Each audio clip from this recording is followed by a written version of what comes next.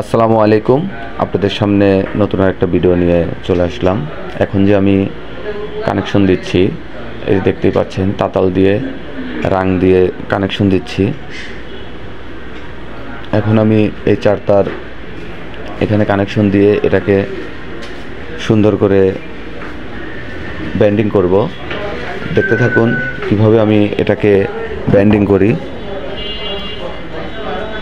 এটাকে ব্যান্ডিং করার পর তারপরে এটাকে বডি লাগিয়ে সেট করব। দেখতে থাকুন কীভাবে আমি এই কানেকশনগুলো দেই। এই ফ্যানটা খোলার ভিডিও আমি দিয়েছি আপনাদেরকে, এখন যেটা ব্যান্ডিং করার ভিডিও দিচ্ছি, দেখবেন, অবশ্যই দেখে বলবেন।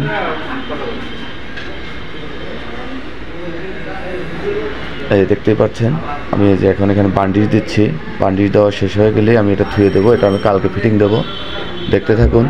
ধন্যবাদ সবাইকে। আসসালামু আলাইকুম।